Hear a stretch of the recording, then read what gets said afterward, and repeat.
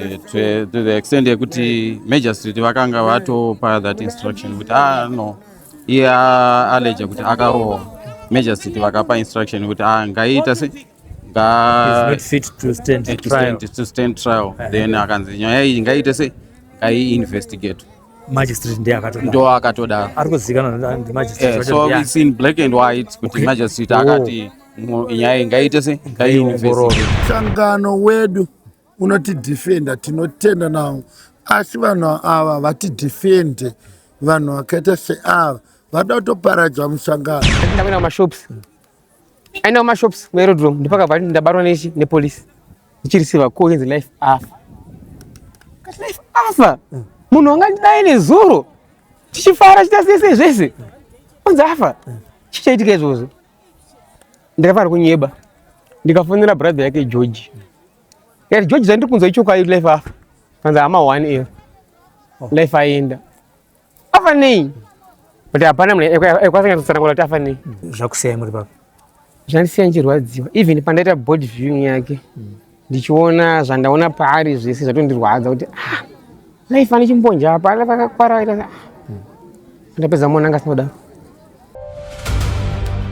Schema Construction is ready to serve homeowners, carpenters, builders, contractors and businesses with quality ceiling, wall skimming and tiling. We also supply ceiling boards and accessories, cornices and centerpieces, skim light, rhino set and plaster products, tile adhesive and grout.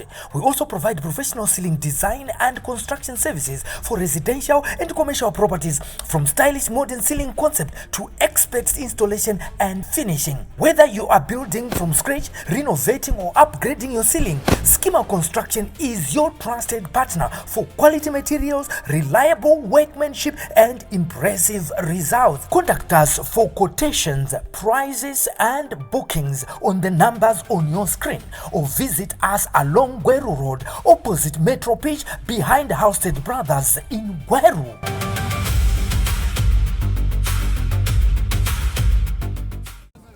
Muri Zimbabwe tiri kumarinda emubhindura kwatiri kuchema mwanakomana anonzi Life ashaya achiri mudiki zvasiya vemhuri vachirwadzikana nemafiro aita Life nekuti Life haana kurwara. Pari zvinezvi ndine mukoma wemunhu, mukoma waLife. Regai tinzwe kuti nyaya yavasiya iri vari papi nematambudziko mukoma. Aiwa, nyaya yekuti Life ashaya yakauya muri kupi? Message yacho yakasvika sei?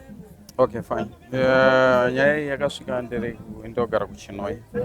So pandakaudzwa nezvenyaya iyi ndatraya kutsvaga macircumstances ese kuti zvii zvaitika.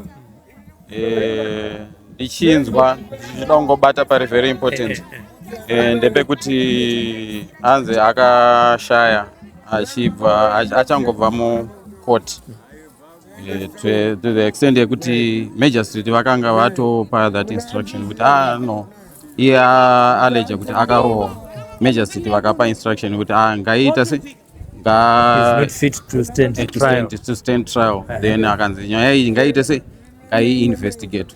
Magistrate ndo akatoda ari kuzikanwa ndi magistrate. So it's in black and white kuti magistrate akati nyaya ngaite se investigate. At the same time akabva remandwa from that day. I think it was Wednesday to Friday.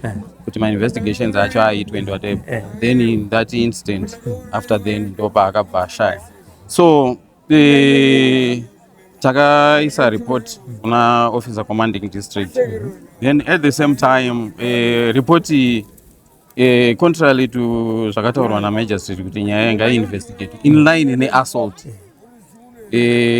Vaka post-mortem mapurisa I'm reliably informed kuti vakanyora kuti pane suspicion sugar diabetes ne BP, but the last munhu aleja kuti ndarohwa.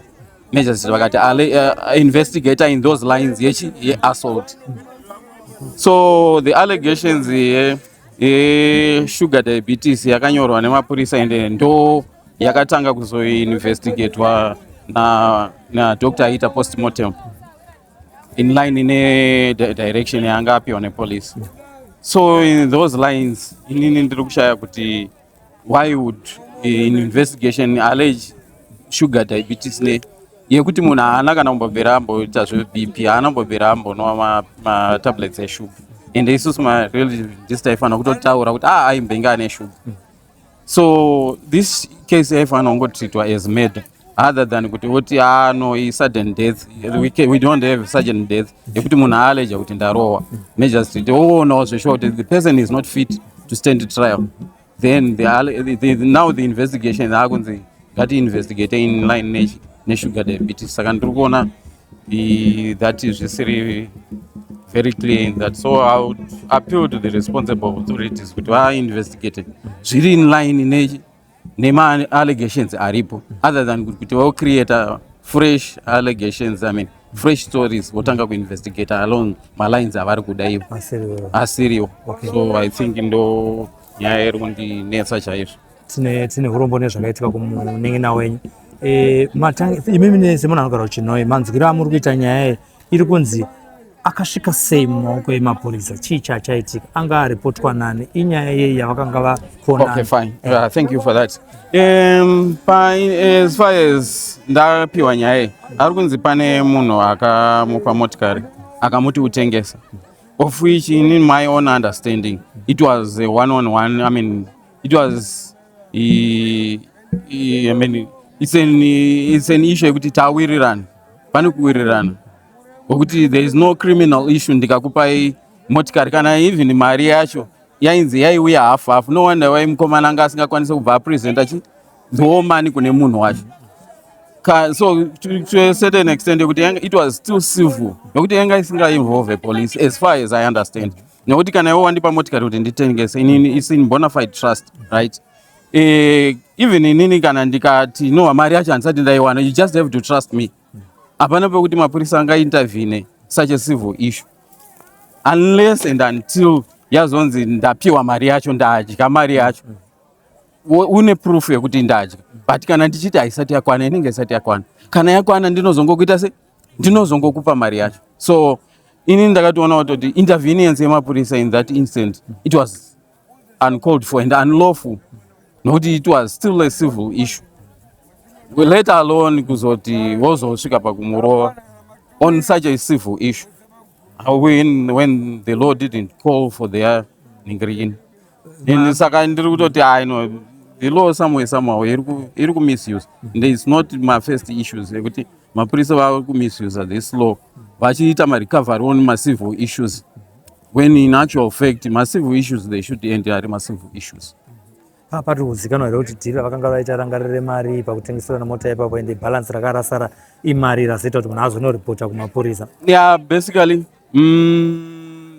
munhu akapa munhu motikari, as far as I'm informed, the first person akamupa motikari ari kunzi akatorikavha motikari yake. Okay. Then uya anga achimupa mari ndiye akazoti no mapurisa ndirikavhirei mari yangu. Andi muri kuona uyu anga arikavha motikari yake achiti usati wandipa mari saka ndaakurikavha, hanzi akangoonawo that kai akabva atorikavha motikari yake. Ende mapurisa they were not handizivi kuti hangu procedure yakuti vanobva varikavha motikari vanhu vakapanana votorera munhu ane motikari. It was so awkward, and at the same time the police station yaaishandisa kesi inogona kunge yakaitikira muchipadze, but mapurisa akazonotorwa hanzi ndeyekuashandi of which kupersonalize police kunonotora vaunoona kuti ndivo vangagone kudhila nenyaya yako. You just need to take mapurisa ane jurisdiction of that area, not kuti vaunenge waona iwo kuti ndivo vanokwanisa kukuitira. At the end of the day you see what they have done. And muri kunyaswana life todzokera kuupenyu hwemwana wokumba kwenyu, life anga ari munhu akaita sei pakati penyu meme semhuri uye marasikirwa zvakadii? Yeah, life was just so close, and munhu angari part of the family. The loss yataita is just age yake is just so age yake is so painful. We're not expecting something of that sort. Imimi saelda panyaya yaitika zvakadai, vanhu vanoti kugara nakaona dzevamwe. Ndezvipi zvamungadzidzisa vanhu vari kuona izvezvi Sly Media TV marenge nekushandidzana zvakanaka mabasa atete tichiita iwaya ekupanana mari. Okay, fine. The main issue kan ndeyekuti yes, kutadza kuwirirana kunogona kuwanika, but ngatishandise the rightful channels, other than kuti tiite personal police ekuti no iwewe ndaona the police should stand and vanoita revise their statutes kuti pavanopinda ndepapi pavasingapinde ndepapi. In that way zvinhu zvinongo the law ine ma checks and balances ayene handi munonyatsoona haina painomboita problem. Otherwise isusu tikapinda patisingakwane ndo patinozoita sei patinozoita takuenda on the wrong side of the law, even though tiri mapurisa vari custodians of the law, but at the end of the day vanozoenda on the wrong side of the law. Saka the bottom line is kana pane anything chiri concerning any complaint yaunenge uina against a person, against the law, you just follow the rightful procedures. Dzinofixa dzega what you and dzinokusolvera your problem. As I see it. Life anga ne mudzimai here nevana. Yeah, I understand, you know, like patoshedzerwa mudzimai wacho the last person, even though apa vanga vane period vaita divorce, but they were still fixing their issue vari pamwe chete. Tingati asiya vana vangani kumashuro? Na vana around 6-7. Angane 7. Yeah. Tichitasa ramangwana rakamira sei pa munhu afa ane 39 vana vanga vachiri vadiki uyo anga achiriwo wechidiki, zvinokusiyai muri papi sei? Yeah, it's so painful and it's just ne situation yatinayo mazuva ano mombozivawo economy yedu and whatever. It's quite a lot yatinenge tasara tinayo.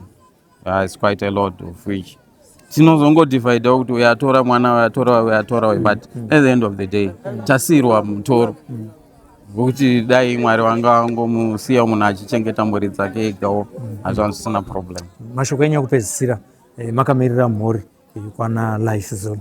Okay, fine. Ndinongotenda mhuri nekubatana kwataita on this funeral. At the same time ndinongotendawo imimi kuuyawo kwamaitawo. Just at least we have got somewhere where we can air out our grievances.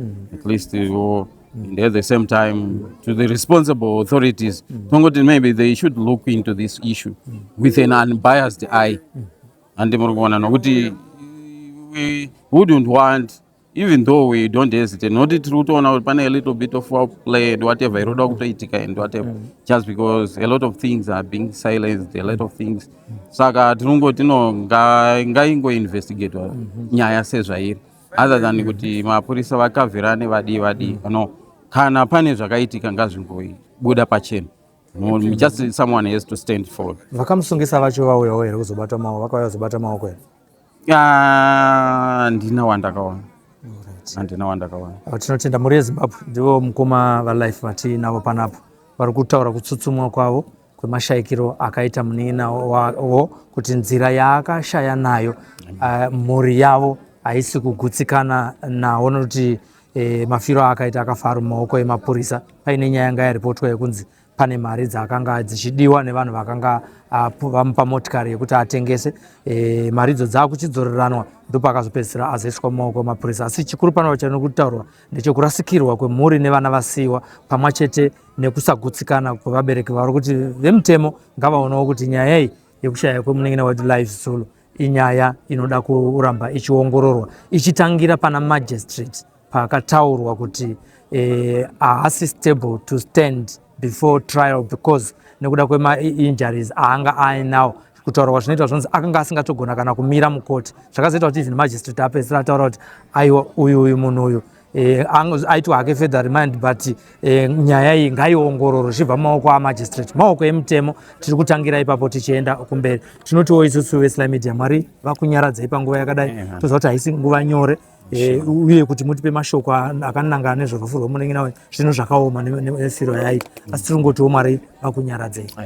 Thank you very much. Tenda zvikuru kwazvo. Life ishamwari yedu mubatikiro atikuita nazvo handiti munhu ataiwadzana naye every time tichiwirirana somwe wedu handitika, asi mafambiro akaita nyaya asiri ataitarisira kuti zvinhu zvedu zvinogona kudai. Kana ari Mwari atonga mukomana, isu hatina mashoko akawanda ekunyatsowedziwa, asi mukomana atirwadza. Isusu tikutarisira kuti mapurisa akachinjwa aya muno maCentral anofana kunge mapurisa akachinjwa akayozoti destroya here kana kuti akayozoti bachira. Ndo chinhu chatiri kuda. Mushangano wedu unotidhifenda, tinotenda nawo, asi vanhu ava vatidhifende, vanhu vakaita seava vada kutoparadza mushangano. Notonoziva kuti munhu wauraya munhu, the former councillor wedu isusu, the former ndotsano vake munhu, handitika, but hatichaziva kuti tichine vamiriri vedu vanotimirirawo kuti titozve zvine order sevana. Handiti tiri vana tinoda kutonga kana kutonga munzisi kana kutongwa munzisi.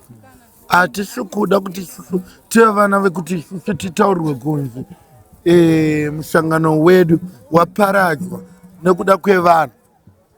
Munzwisisa, mushangano waparadzwa nekuda kwevanhu vakauya, vanhu vakatouyawo kubva uko vakatoita medzava. Munzwisisa, isusu tiri vana vemunobhindura, hapana svikazvo tiri ma05 wakanditsvaga unondiwana panenge ndiri.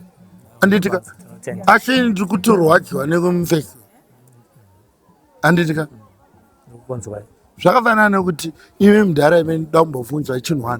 Handitika, imimi makaenda kumusha. Handitika, munenge maenda kutauni, manyundo maenda kumusha. Ponesese ipo pa. Ndinotenda Mukoma. Tiri kunzwikisisa kuti manga mune ukama wakasimba na life. Totanga nokuti ne matambudziko. Aiwa, matambudziko akaonekwa ndirutisi. Life angari vanhu wenyeme. Life angari shamwari yangu bandiro chikoro naye. Kusvika nhasi paaradzikwa. Life musesande cheche ndatora naye musesande. Tikatosira tese chimwadoro tese. Anga sikatomborware life. Chitofara tese zvakanaka hapana chaimboitika kwaari. Kunyaya yekunzi ane postmortem inotaura kuti afa neshuga, munoigamuchira ose? Zveshuga ndizvigamuchiri, because danga akandiudza kuti ndiri best friend yake, angadi akandiudza. Because ndogara waiti ukashaya life waitsvaga inini. Ndikatokweza mameseji anowana waitsvaga life pandiri. Asi andambonudza kuti anorwara neshuga life. Kana BP kana kuti chii kana kuti chii, handisati. Kusvika anzi afa nhasi. Life ndakatobva naye musesande, tichitomwa doro, ndiye nyaya kutotenga doro racho. Tenga doro alusa 20 years. Katenga doro ndikasadza nima-ice nima-dilution tikamwa. Handiti akatofona pajeni bake mvana ndiunziro chikamfota nepilo. Handisidadzo kwamba nhasi. Zvikatoya tikazvisa mota mangu ini mazvakanda mandakazvisa. Kusvika pa 9 tapedza mwadoro pa-aerodrome. Pa-aerodrome vataimwira doro. Tapedza mwadoro. Tikaenda indogara mu-aerodrome futi. Tikaenda pa-aerodrome pacho ndimandogara mupamba pangu.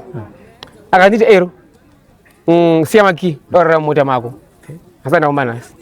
Ndeta it's okay, ndikatompa sadza akadya. Ndikatoshiyana naye sadza rangu ini akadya. Ndikatopinda mumba ndikarara. The following day ndikamuka ndichienda kubasa, ndoshanda mutauni. Ndichiti life apa, ndichiti abo, ndambosara kuti ndikamboresta. Ndichazomuka time. Iwe unoshanda iwe enda kubasa. Ndeta it's okay. Ndibva ndaenda. Ndadzoka time ndibva ndakuenda kumashops. Aina kumashops mu-aerodrome ndipakabva ndabatwa nepolisi. Vachikufonera ndabatwa nepolisi, aenda kupolisi. Right. From there ndabatirwei? Handizinyaya nyaya dzake handizokwanisa kutaura nyaya handizinyaya dzake. Okay. Ndipakabva aenda. Then the following day ndakamuka kusenseni ndichienda kumarondera kurufu rwatete vangu. Ndichisvika mumarondera ndikasvika mumarondera mapast 2 ndichirisiva call inzi life afa. Life afa, munhu wangandidai nezuro tichifara chita sese zvese onzi afa. Chichaitika izvozvo ndakafanira kunyeba, ndikafonera brother yake George. Yati George zvandiri kunzwa ichokwadi life afa. Kanzi hama 1 year life aenda. Afa nei? But hapana munhu aikwasanya kutsanangura kuti afa nei. Because hapana aiziva kuti life ari kurwara, hapana izvi. Ngari nangasingamborwara. Mufunga chii chakaitika kwaari? Baba vanozondinetsa vanitsanangura handinyazoziva ndikwanisa kunyatsanangura papa handinyazoziva zvangu. Ndasvika pabody view kubva kukariba nhasi. Kubva pakanzi afa ndasati ndadzoka muno. Ndadzoka nhasi. Ndadzokera pabody view. Sasawirawo pedyo muchizongoona shamwari yenyu amubox maakuchionekana naye. Maimboonekana achitopindurawo apa anga asisapindura. Zvakusiyai muri papa? Zvandisiya ndichirwadziwa. Even pandaita body view yake ndichiona zvandaona paari zvese zvatondirwadza kuti life ane chimbonja apa vakakwara. Ndapedza muona anga asina kudaro. Pandaona akadaro ngati life wenda ndarwadziwa ndachema na life. Ngari buru wangu kuti tsika nditsikewo. Akaita mari munhu watanga tsvaka ndini. Indikaita mari yatsvaka inini. Aitondifonera Elvis andimwa doro. Life anda mari. Obati Elvis ndikuda iwewe nemuromo wako chete. Nhasi. Andabasa ni mari yako. Ndizvichwa ndiye ndingachitenga. Same ne Sunday yatakangwa doro Sunday yetu kubva iwe. Yetu Sunday yete pese ndiye nyakutenga doro life. Andisinga tenga doro. Akatosvika pa udini pangu sense. Akanoti Elvis andimwa doro. Ndikati asana geza, chigeza. Ndakumirira panze ndipe makiye mota. Ndikapa makiye mota. Akanodriva mota akanopaka life. Ndikageza ndikapedza. Zvatizoenda kuno mwadu. Saka zvinondirwadza kuti afa asina kumborwara handambona kurwara kwa life. Anga asingarwari. Chitamba tisita sechiseka. Munoti kudini kuunganirwa kwaaitwa nhasi pachishona vanhu vanenge vachiti life achemwa. Life anga munhu sari kuona kuunganirwa vanhu vakawandisa pana pari panapa nhasi. Kureva kuti life anga ari munhu wavanhu. Anga asina chigumbu nemunhu life. Life aifana nemunhu wese. Munhu wese auzoshaya enemy yako kana kuti auzoshaya munhu wanotadzira. Handiti. But life yake anga ari munhu wevanhu vese. Hapana munhu wanga asingataure naye. Aitaura nemunhu wese life. Wese. Ndachira kuti munhu wese ngasari pana. Zvese vanogona vava. Vari vatone chigumbu kuti life akaita sei chichakaitika vari. Vari vaziva chichakaitika kwaari. Same neniwo ndakutozivawo hapana ndikuzivawo. Ndakutoziva kuti chichakaitika kwaari. Because ndakapedza kumuona asingarwari. Panhasi ndikuona life akava. Notendi nekutaura nyaya yenyu. Rege nditange ndichiti zvinhu zvakandishoka ndinogara kuHarare. Pandakanzwa kuti Mukoma life is normal, zvinhu zvandisina kugamuchira zvokuti kunze kwakandinonokera kuchena kuti ndinge ndamubindura just to find out kuti what really happened, because munhu anga akazvisimbira, munhu aizviraramira life yake zvakanaka sezita rake. Chinondiudza kuti munhu airarama nevanhu zvakanaka ndezvekuti kunyangwe panofa kana kansela haugone kutomboona vanhu mawandiro avakaita izvezvi. Vanhu they have traveled kumwe kwatisingatozivi kuti kungabva vanhu just kuti vauya vagone kukuta tichiviga mukoma vangu. Chokwadi. Pamanzwiro amunoita ekuti amumaoko emapurisa akambenge atorwa sei kuti azosvika pakunzi azvo mumaoko emapurisa? Alright, rege nditaure ndichiti kunonzi munhu akanga ari complainant kupolisi, kunonzi unogara kuMoundaro and kumaflats, so he traveled aine mission and atoita macommunications nevanoti vake kana kuti anga vadyisa, we don't know, because kana uchibva kuMoundaro wena utange kuenda kuAshanti mine base yepolisi usinotanga wasvika mutauni kune Central Police. Iye akasarudza kuti no, nyaya yangu inoda kuti isolvwe nevanonzi vangu vekuAshanti base. Ndokubva vatravela from Ashanti base ndokubva vauya kuChipadze kune imwe polisi iriko, kureva kuti vakanosvika vachinoita zvavakanga vachiita without notifying varidzi venzvimbo, because akazobatirwa kupolisi kuChipadze. Yes. Saka mukubatwa kwavakaita it was on Monday. Tuesday kunonzi mapurisa akati atikwanise kuti Tuesday aende mukoti. Sekunzwisisa kwangu vanga vachiti munhu kana achinge abva mukoti hatisisina simba pamusoro pake, saka toda kuti titange tamushandira before apinda mupi mukoti. Saka Tuesday it was a day rekuti vakanga vachitiwo vada kumutreata. Nyaya nemanzwisisiro andinoita ndeyekuti it was something chingori simple. Uyu munhu haazi murder, haiswe cheni dzemumaoko nedzemumakumbo. Number one. Number two, tiri kuti isusu maitritiro avaimuita anga ari ekuti takuwanira pano ende unofanira kunatsonzwa kuti zvechokwadi tiriko. Pamwe paaimurova aitoshedzera kutoti ini ndinonzi nhingi ndakubata, ende zvakanga zvisisiri pamutemo zvese zvakanga zvaakuitika. Zvinova zvazoita kuti pakazogadzirwa mapepa ekuti munhu aende kukoti, but kukoti kwacho munhu wacho mupurisa aitonzi aiendese munhu kukoti. Ndanzwa vamwe vachitaura vachiti anga asiri kutoziva kuti what happened, because paaita I can't stand on my own, anga achifungidzirwa kuti ari kutoita matricks. Ndokubva atofoswa kunzi apinde mukoti. Paya panobvunzwa vanhu kuti une here kupokana kwauinako kana kuti any complaint against police, akatotaura black and white kuti ndakarohwa nemapurisa. Achisvika mukoti kunotaurwa kunzi vakaenda vachiti vari kuenda on a court day, vakaudzwa kuti koti yake iri mukoti 4, iyoyo yakabva yanoiswa mu3 kupesanisa. So marelatives haana kutoona munhu ari mukoti, but kunotaurwa kuchinzi ari imwe mukoti akatoudza might be prosecutor kuti I can't stand on my own. Magistrate akabva anoti no, court is going to be postponed to Friday, asi munhu ngaamboenda kuchipatara. Chaita kuti magistrate ati munhu ngaaende kuchipatara haisi shuga. Alright. Inyaya yekuti munhu uyu pane condition yaari iri kuratidza kuti is not well. So dai anga ane shuga, tatisingamboti magistrate ari kucheya kwake aiti munhu ngaaende kuchipatara. Saka kupostmortem zvese zviri kuzotaurwa is just anything chiri kuda kunokava foul play yakaitwa nemapurisa. Ende pakatototaurwa nenyaya yekuti pada kuitwa postmortem, mapathologist nechi ada kuita postmortem, kwaitaurwa kuti postmortem iri kuitwa musi wa28. Ini sekunzwisisa kwangu ndinoziva kuti as long as munhu agara mufridge for a long period of time, pathologist anogona kuzosvika pakuti handina chandaona, kureva kuti umbowo wanga uchida kuzama kukavhiwa. Then isusu takamhanya-mhanya nepese patinogona kukumbira nekudii kumaoffices mahombe chaiwo kusvika munhu azoitwa postmortem, tikabva tagona kutora body. But papostmortem paitaurwa nyaya yekuti vacho mapurisa ane nyaya vakanga vari murumu maitirwa mukomana postmortem nadoctor. Vakawirirana zvavakawirirana zvekuti vachibva imomo vakanga vane one language. Doctor ndokubva ataura nyaya yeshuga. Doctor ari kuzikanwa ndiani? Doctor uyu papostmortem sheet anenge akatonyorwa zita kuti ndiani, kureva kuti mapapers ese nemadocuments ese atinawo zvese zviripo. Although pane masamples akaendeswa ari kuda kuzoitwa further kulaboratory arozoratidza kuti internally what really happened, but for the meantime pathologist akati ishuga.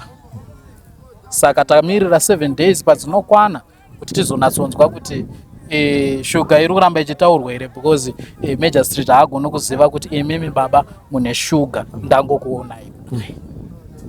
Kuti panzi pane justice, imimi sefamily, what are you expecting?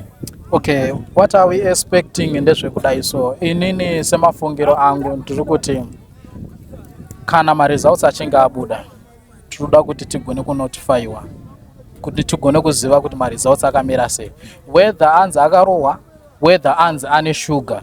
Isusu we want to prosecute on our own. Vatiri kuprosecuta mapurisa vanova vakanotora munhu, tichivabvunza mbunzo yatoda kuvabvunza isusu kuti tigone kugutsikana sefamily. Number 1. Number 2, complainant akacomplaina akanovhurisa docket, tiri kumuda zvakare mukoti, nyaya igone kunopera zvakanaka. Ichokwadi. Tinotenda zvakusei zvakadii mukoma wenyu asiri pakati pedu, asiya vana, afa achiri mudiki 39 years, haisi tinoitota kuti anofanira kuviga vana gogo nevakuru kwaari. Ichokwadi, it's a great loss kufamily. Family yedu haina kunyanyokura zvakanyanya. Tinenge tichitoverenga kuti vekwaba munini kana vari 6 kana vari 5, vekwaba mukuru kana tiri 5, vana tiripo, because ana baba vedu vese havasisipo. Tinenge tichitoverengera kuti chawana mumwe tinobatsirana. Zvino kana uyu aenda, isu sefamily tarasikirwa zvakanyanya, ende family yedu yese hapana asipo. Ndava zvinhu zvakatyamadza, zvinhu zvauya, munoza kurwara unoita kuti uzive kuti no zvechokwadi akarwara nechirwere chakati arega akazururi. But in such a scenario tiri kurwadziwa zvakanyanya. Ndochekutanga. Chechipiri tiri kuti bhindura ezvo yarasikirwa. Ndosaka muri kuona kuti vauya kuzokuta mumwe wavo patanga tichifamba kudai manga maona kana mota chaidzo mawandiro adzanga dzakaita. Inini zvatondishamisa even kana pakafa vana baba vedu hapana kunge pakawandwa kudaro. Asi chitiko ichi charwadza vakawanda ende charwadza bhindura, charwadza nyika. PaFacebook is all over. Zvinhu zviri kurwadza ende tiri kutarisira kuti pachava nejustice chaiyo chaiyo. Isi tingangotaura kuti SlyMedia TV Mwari akunyaradzei. Chatauya kuzotora umbo kubvawo kufamily maererano nemamiriro akaita situation kuti vanozoonawo vanowana paine history yezvavari kunzwisisa mafambiro akaita nyaya. Mwari vakunyaradzei panguva yakadai uye Mwari akukomberedzei semhuri nevana vasara ava kuti Mwari akupei simba rogona kuchengeta vasara. Tinotenda. Schema Construction is ready to serve homeowners, carpenters, builders, contractors and businesses with quality ceiling, wall skimming and tiling. We also supply ceiling boards and accessories, cornices and centerpieces, skim light, rhino set and plaster products, tile adhesive and grout. We also provide professional ceiling design and construction services for residential and commercial properties, from stylish modern ceiling concept to expert installation and finishing. Whether you are building from scratch, renovating or upgrading your ceiling, Schema Construction is your trusted partner for quality materials, reliable workmanship and impressive results. Contact us for quotations, prices and bookings on the numbers on your screen, or visit us along Gweru Road opposite Metro Pitch behind Housestead Brothers in Gweru.